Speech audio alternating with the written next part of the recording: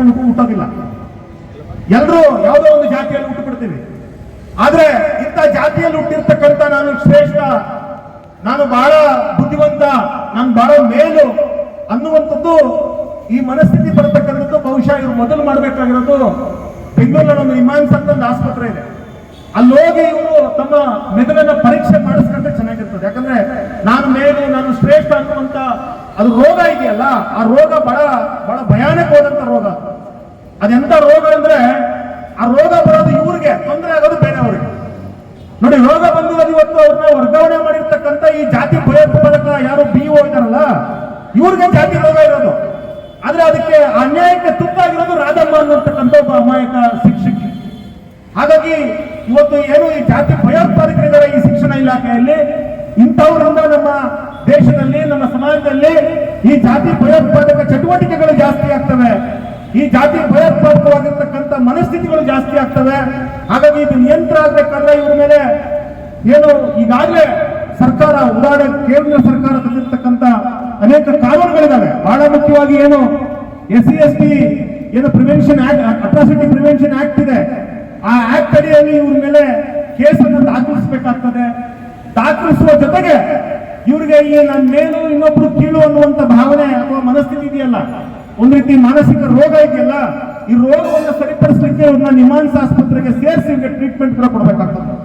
ಯಾಕಂದ್ರೆ ಈ ಮನಸ್ಥಿತಿ ಇರ್ತಕ್ಕಂಥವ್ರು ಮಕ್ಕಳನ್ನ ಇನ್ನು ಯಾವ ರೀತಿ ಬೆಳೆಸ್ತಾರೆ, ಮಕ್ಕಳಿಗೆ ಯಾವ ರೀತಿಯಾದಂತ ಪಾಠವನ್ನ, ಏನು ಪಾಠವನ್ನ ಹೇಳ್ಕೊಡ್ತಾರೆ ಅವರು? ಸಮಾಜವನ್ನು ಕಟ್ಟುವಂತ ಪಾಠವನ್ನ ಹೇಳ್ಕೊಡ್ತಾರ, ಸಮಾಜವನ್ನ ಮುರಿಯುವಂತ ಪಾಠವನ್ನ ಹೇಳ್ಕೊಡ್ತಾರೆ ಅವರು? ಏನಿವತ್ತು ರಾಧಮ್ಮವ್ರಿಗಾಗಿರ್ತಕ್ಕಂಥ ಅನ್ಯಾಯ ಆಗಿದೆ, ಇದು ಕೇವಲ ಒಂದು ಹೆಣ್ಣು ಮಗಳು ಅಥವಾ ಒಂದು ದಲಿತ ಸಮುದಾಯದ ಹೆಣ್ಣು ಮಗಳ ಮೇಲೆ ಆಗಿರ್ತಕ್ಕಂಥ ಇದು ಅನ್ಯಾಯ ಅಲ್ಲ. ಇದು ನನ್ಗನ್ಸುತ್ತೆ ಇಡೀ ಕೋಲಾರ ಜಿಲ್ಲೆಯಲ್ಲಿ ಒಂದು ಶಿಕ್ಷಕರ ಮೇಲೆ ಆಗಿರ್ತಕ್ಕಂಥ, ಆ ಕ್ಷೇತ್ರದಲ್ಲಿ ಕೆಲಸ ಮಾಡಿರ್ತಕ್ಕಂಥ ಎಲ್ಲರೂ, ಯಾಕಂದ್ರೆ ಇವತ್ತು ರಾಧಮ್ಮವ್ರಿಗಾಗಿದೆ, ನಾಳೆ ಇನ್ನೊಬ್ರಿಗಾಗುತ್ತೆ. ರಾಧಮ್ಮವ್ರಿಗೆ ಜಾತಿಯ ಕಾರಣಕ್ಕೆ ಆಗಿದೆ, ಇನ್ನೊಬ್ರಿಗೆ ಬೇರೆ ಯಾವುದೋ ಕಾರಣಕ್ಕೆ ಆಗ್ಬೋದು. ಹಾಗಾಗಿ ಏನಿವತ್ತು ರಾಧಮ್ಮವರನ್ನ ವರ್ಗಾವಣೆ ಮಾಡಿದ್ದಾರೆ. ಮತ್ತೆ ಬಹಳ ಮುಖ್ಯವಾಗಿ ಯಾರೋ ಅನಾಮಿಕರು ಕಂಪ್ಲೇಂಟ್ ಕೊಟ್ಟರು ಅನ್ನೋ ಕಾರಣ ಕೊಟ್ಟು ನೀವು ಬರೆಯೋದಾದ್ರೆ, ಇವತ್ತು ನಾವಿಲ್ಲಿ ಬಂದಿರ್ತಕ್ಕಂಥ ಎಲ್ಲರೂ ನಿಮ್ಮ ಮೇಲೆ ಕಂಪ್ಲೇಂಟ್ ಕೊಡ್ತೀವಿ, ಅದ್ರ ಮೇಲೆ ನಿಮ್ಮನ್ನು ಕೂಡ ಟ್ರಾನ್ಸ್ಫರ್ ಮಾಡ್ಲಿ ಸರ್ಕಾರ. ಈಗ ಅವ್ರ ಮೇಲೆ ಯಾರೋ ಒಬ್ರು ಗೊತ್ತಿಲ್ಲದ ಪತ್ರ ಬರೆದಿದ್ದಾರೆ, ಕಂಪ್ಲೇಂಟ್ ಮಾಡಿದ್ದಾರೆ, ಅಮ್ಮ ಸರಿ ಇಲ್ಲ ಹಂಗೆ ಹಿಂಗೆ ಅಂತ ನೀವು ಅದರ ಆಧಾರದ ಮೇಲೆ ನೀವು ಅವ್ರನ್ನ ಟ್ರಾನ್ಸ್ಫರ್ ಮಾಡೋದಾದ್ರೆ, ನಾವಿವತ್ತು ಬಂದಿರ್ತಕ್ಕಂಥವ್ರು ಎಲ್ಲರೂ ಕೂಡ ಒಂದು ಪತ್ರ ಬರೆದು ನಿಮ್ಗೆ ಕೊಡ್ತೀವಿ. ಇಲ್ಲಿರ್ತಕ್ಕಂಥ BO ಜಾತಿ ಭಯೋತ್ಪಾದಕ ಇದ್ದಾನೆ, ಇಲ್ಲಿರ್ತಕ್ಕಂಥ BO ಜಾತಿ ಭಯೋತ್ಪಾದಕ ಇದ್ದಾನೆ, ಇವರು ಜೈಲಲ್ಲಿ ಇರ್ಬೇಕಾಗಿರೋದು ಇಲ್ಲಿ ನಿಮ್ಮ ಇಲಾಖೆಯಲ್ಲ, ಹಾಗಾಗಿ ಇವ್ರನ್ನ ಜೈಲಿಗೆ ಕಳಿಸಿ ಅಂತ ಹೇಳ್ತೀವಿ. ನೀವು ಜೈಲಿಗೆ ಹಾಕ್ತೀರಾ ಒಳಗೆ ಅವ್ರನ್ನ? ಯಾರೊಬ್ಬರು ಹೇಳುವಂತ ಮಾತನ್ನ ಕೇಳಿಕೊಂಡು, ಮತ್ತು ಇಲ್ಲಿ ಶಾಸಕರು ಬಹಳ ಮುಖ್ಯವಾಗಿ ಅವರನ್ನು ಸುರೇಶ್ ಹೇಳ್ತಿದ್ರು, ಒಬ್ಬ ಶಾಸಕ ನೀನು MLA ಆಗಿರೋದು ಕೇವಲ ನಿನ್ನ ಜಾತಿಗಲ್ಲ, ನೀನ್ MLA ಆಗಿರೋದು ಈ ಕ್ಷೇತ್ರಕ್ಕೆ, ನಿನಗೆ ನಾಚಿಕೆ ಆಗೋಬ್ಬ MLA ಅಂತ ಹೇಳ್ಕೊಳ್ಳೋದಕ್ಕೆ. ನೀನು ಒಬ್ಬ MLA ಆಗಿ ನೀನು ಒಂದು ದಲಿತ ಹೆಣ್ಣು ಮಗಳ ಮೇಲೆ ಜಾತಿಯ ಕಾರಣಕ್ಕೆ ಆ ಏನು ಅಧಿಕಾರಿಗಳ ಮೇಲೆ ಒತ್ತಡವನ್ನು ಹೇಳಿ ಅವ್ರನ್ನ ಟ್ರಾನ್ಸ್ಫರ್ ಮಾಡಿಸ್ತೀಯ ಅಂತ ಹೇಳಿದ್ರೆ, ನೀನ್ MLA ಅಲ್ಲ, ನೀನೊಬ್ಬ ನಾಲಾಯಕ, ನೀನು ಜಾತಿ ಭಯೋತ್ಪಾದಕ, ನೀನು ಕೂಡ ಒಬ್ಬ ಜಾತಿ ಭಯೋತ್ಪಾದಕ. ನೀನು ಇಂಥವ್ರನ್ನ ಆಯ್ಕೆ ಮಾಡಿದ್ರಲ್ಲ ಮಾಲೂರಿನ ಜನರು, ನನ್ಗನ್ಸುತ್ತೆ ಅದು ಏನ್ ಕರ್ಮ ಮಾಡಿದ್ರೋ ಗೊತ್ತಿಲ್ಲ ಮಾಲೂರಿನ ಕ್ಷೇತ್ರದ ಜನರು. ಈಗ ತಾನೇ ಮಾಲೂರಿನಿಂದ ಬಂದ್ವಿ ನಾವು. ಅಲ್ಲಿ ಆಡಳಿತ ವ್ಯವಸ್ಥೆ ಹೇಗಿದೆ ಅಂದ್ರೆ ಅಲ್ಲಿರ್ತಕ್ಕಂಥ ಭೂಮಿಯ ದಾಖಲಾತಿಗಳನ್ನ ಹರ್ಕೊಂಡು ಹೋಗಿ ಅಲ್ಲಿಂದ ಬೇರೆ ಕಡೆ ಎಲ್ಲ ಸಾಧಿಸಿದ್ದಾರೆ. ಈಗ ಒಂದು ಕಂಪ್ಲೇಂಟ್ ಕೊಟ್ಟು ಬಂದ್ವಿ, ಕ್ಲಾಸ್ ತಗೊಂಡ್ಬಂದ್ವಿ ಅನ್ನೋದು. ಅಂದ್ರೆ ಮಾಲೂರಿನ ಭೂಮಿಯನ್ನ ಲಪಟಾಯಿಸುವಂತ, ಭೂಮಿಯನ್ನ ಕೊಳ್ಳೆ ಹೊಡೆಯುವಂತ ದಂಧೆಯಲ್ಲಿ ಇವತ್ತು ನಿಮ್ಮ ಶಾಸಕರು, ನಿಮ್ಮ MLA ತೊಡಗಿದ್ದಾರೆ. ಈ ಭೂಮಿ ಲೂಟಿ ಮಾಡುವಂತವರು, ಪಾಠ ಮಾಡುವಂತ ಶಿಕ್ಷಕರ ಅವರ ಮೇಲೆ ಸುಳ್ಳುವಂತ ಆಪಾದನೆಗಳನ್ನ ಹಾಕಿ ಅವ್ರನ್ನ ಟ್ರಾನ್ಸ್ಫರ್ ಮಾಡಿಸುವಂಥದ್ದು ಇದು ಸರಿಯಲ್ಲ.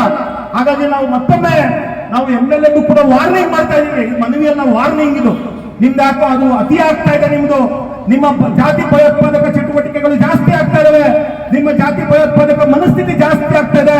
ಇದನ್ನು ನೀವು ಮುಂದುವರಿಸಿದ್ರೆ, ಈಗಾಗಲೇ ನಿಮ್ಮ ಮೇಲೆ ದೊಡ್ಡ ಭ್ರಷ್ಟಾಚಾರದ ಆರೋಪವಿದೆ.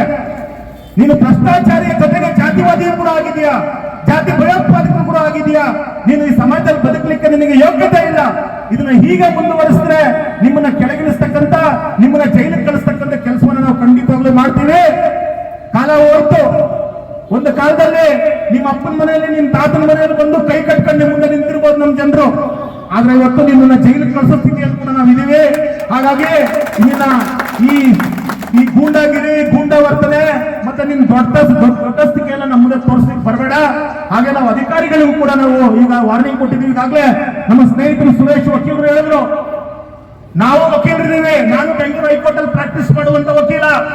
ನಾನು ಹೇಳ್ತಾ ಇದ್ದೀನಿ, ಇವತ್ತು ನೀವು ಕೂಡಲೇ ರಾಧಮ್ಮ ಅವ್ರನ್ನ ಏನಾದ್ರೂ ನೀವು ಅವರ ಸಸ್ಪೆನ್ಷನ್, ಅವರ ಟ್ರಾನ್ಸ್ಫರ್ ಅನ್ನ ಹಿಂಪಡೆದು ಅವನ್ನ ಕೂಡಲೇ ಅಲ್ಲಿ ಕಳಿಸಿ, ಅವ್ರ ಮೇಲೆ ಏನೇನು ಸುಳ್ಳು ಪ್ರಕರಣ ಅದನ್ನೆಲ್ಲ ವಜಾ ಮಾಡಿ, ಮತ್ತೆ ಯಾರು ಅವ್ರ ಮೇಲೆ ಏನು ಪ್ಲಾನ್ ಮಾಡಿ ನಿಮಗೆ ಸುಳ್ಳು ಮಾಹಿತಿಯನ್ನ ಕೊಟ್ಟಿದ್ದಾರೆ ಅವರ ಮೇಲೆ ನೀವು ಕೇಸನ್ನ ಪ್ರಕರಣ ದಾಖಲು ಮಾಡಲಿಲ್ಲ ಅಂದ್ರೆ ನಾನು ಸುರೇಶ್ ಜೊತೆಗೆ ಸೇರಿಕೊಂಡು ನಾವು ಇಬ್ಬರು ಕೂಡ ನೀವು ಪಾರ್ಟಿ ಮಾಡಿ ಕೋರ್ಟ್ಗೆ ನೀವು ಅಂತ ಕೆಲಸ ಮಾಡ್ತೀವಿ. ವಿರೋಧಿ ಅಧಿಕಾರಿಗಳಿಗೆ ಹೇಳಿ ಧಿಕ್ಕಾರ, ದಲಿತ ವಿರೋಧಿ ಅಧಿಕಾರಿಗಳಿಗೆ ಹೇಳಿ ಧಿಕ್ಕಾರ, ದಲಿತ ಶಿಕ್ಷಕರಿಗೆ ಕಿರುಕುಳ ನೀಡುತ್ತಿರುವ ಮೇಲ್ವರ್ಗದ ಅಧಿಕಾರಿಗಳಿಗೆ ಹೇಳಿ ಧಿಕ್ಕಾರ, ದಲಿತ ವಿರೋಧಿ ಶಾಸಕರಿಗೆ ಹೇಳಿ ಧಿಕ್ಕಾರ, ದಲಿತ ವಿರೋಧಿ ಮಾಲೂರು ಶಾಸಕರಿಗೆ ಹೇಳಿ ಧಿಕ್ಕಾರ. ಸೊ ಹಾಗಾಗಿ ಇವತ್ತು ನಾವು ನಿಮ್ಗೆ ಕೊನೆಯದಾಗಿ ವಾರ್ನಿಂಗ್ ಕೊಡ್ಲಿಕ್ಕೆ ಬಂದಿದ್ದೀವಿ. ಈ ಕೂಡಲೇ ಏನಾದ್ರೂ ಸರಿಪಡಿಸ್ಕೊಳ್ಳಿಲ್ಲ ಅಂತ ಹೇಳಿದ್ರೆ ನಿಮ್ಮನ್ನ ಜಾತಿ ಭಯೋತ್ಪಾದಕ ಅನ್ನುವಂತ ಪಟ್ಟಿಯನ್ನು ನಿಮ್ಗೆ ಕಟ್ಟಿಸ್ಬೇಕಾಗ್ತದೆ. ಕೋರ್ಟ್ ಮುಖಾಂತರ ನಿಮ್ಗೆ ಚೀಮಾರಿ ಹಾಕ್ಸ್ಬೇಕಾಗ್ತದೆ. ಮತ್ತೆ ನಾವು ಇಡೀ ಕೋಲಾರ ಸಿಟಿಯಲ್ಲಿ ನಿಮ್ಮ ಹೆಸರು ಹಾಕಿ ಇಂಥವನು ಜಾತಿ ಭಯೋತ್ಪಾದಕ ಅಂತ ಹೇಳಿ ವಾಲ್ ರೈಟಿಂಗ್ ಬರ್ಸ್ತೀವಿ. ಇನ್ನು ಮುಂದೆ ಯಾವುದೇ ಜಾತಿಯ ಹೆಸರಿನಲ್ಲಿ ಏನಾದ್ರು ದೌರ್ಜನ್ಯ ಮಾಡಿದ್ರೆ ಇನ್ನು ಮುಂದೆ ಅವನ್ನ ಜಾತಿ ಭಯೋತ್ಪಾದಕ ಅಂತ ಹೇಳಿ ಓಪನ್ ಆಗಿ ಎಲ್ಲ ಕಡೆ ಅವ್ರನ್ನ ಪ್ರಕಟಿಸಬೇಕಾಗ್ತದೆ. ಇದು ನಾವು ಕೊಡ್ತಾ ಇರ್ತಕ್ಕಂಥ ವಾರ್ನಿಂಗ್. ಈ ಕೂಡಲೇ ಸಂಬಂಧಪಟ್ಟ ಅಧಿಕಾರಿಗಳು ಏನು ರಾಧಮ್ಮ ಅವರಿಗೆ ಮಾಡಿರ್ತಕ್ಕಂಥ ಅನ್ಯಾಯವಾದಂತ ಕಾನೂನು ವಿರೋಧಿಯಾಗಿರ್ತಕ್ಕಂಥ ಟ್ರಾನ್ಸ್ಫರ್ ಇದನ್ನು ಕೂಡಲೇ ಅದನ್ನ ರದ್ದು ಮಾಡಬೇಕು. ರದ್ದು ಮಾಡಿ ಅವ್ರನ್ನ ಎಲ್ಲಿ ಕೆಲಸ ಮಾಡ್ತಾರೆ ವಾಪಸ್ ಕಳಿಸಿ, ಮತ್ತೆ ಯಾರು ಅವ್ರ ಮೇಲೆ ಸುಳ್ಳು ಆಪಾದನೆಗಳ ಮತ್ತೆ ಈಗಾಗಲೇ ನಿಮ್ ಗಮನಕ್ಕೂ ಬಂದಿರಬಹುದು. ಈಗ ಅವ್ರನ್ನ ಅಲ್ಲಿಂದ ಟ್ರಾನ್ಸ್ಫರ್ ಮಾಡ್ಲಿಕ್ಕೆ ಕಾರಣಕರ್ತರಾಗಿರ್ತಕ್ಕಂಥ ಮೇಷ್ಟ್ರುಗಳು ಅಲ್ಲಿ ಯಾವ ಮಕ್ಕಳು ಆ ರಾಧಮ್ಮ ಪರವಾಗಿ ನಿಂತಿರೋ ಕಾರಣಕ್ಕೆ ಅವ್ರ ಪರವಾಗಿ